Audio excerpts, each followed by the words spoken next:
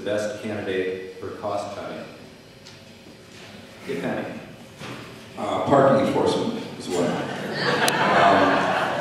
We get 20% of our revenue from sales tax, and if we're driving people out of town, we're costing ourselves. We're nickel and diming each other and actually hurting ourselves. It's a bad business plan, the way we do parking.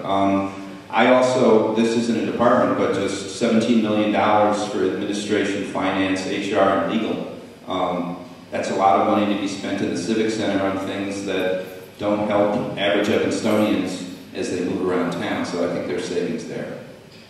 There are quite a few departments in the city, and I think before you can make a decision as to where cuts should be made, you have to understand a great deal about those departments. You have to understand the personnel, you have to understand their problems.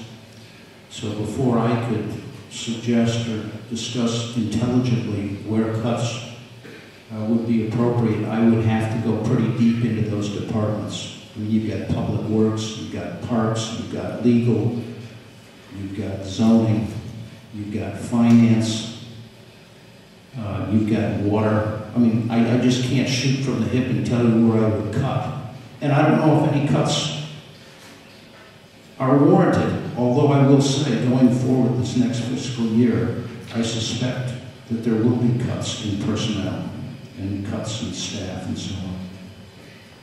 Well, we've already cut 6% of the staff in the past several years.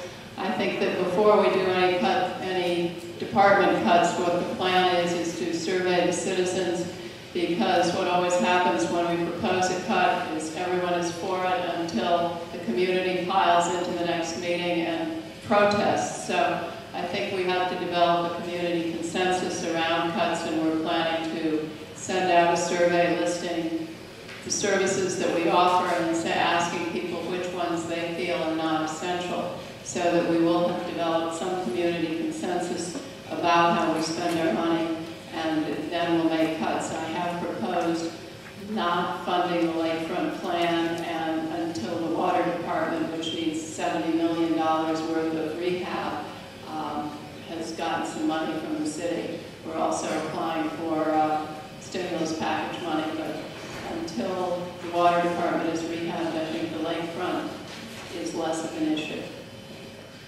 We've undergone the early retirement program. We've got a new city manager that the new council will select, and there's been a lot of reorganization happening within the city departments, and until those are sorted out, I think, and the survey on resident survey on services and those desires are known, we can't really speak to reorganizing or cutting staff positions. However, over the last couple of years, I've lobbied for the city council and really encouraged them to look at the capital improvement budget, which represents about a quarter of our property tax levy every year, to see how that can be restructured to save some of the interest costs. We were transferring money from the bond fund into the general fund and paying interest on the money we transferred in. And that's not how I do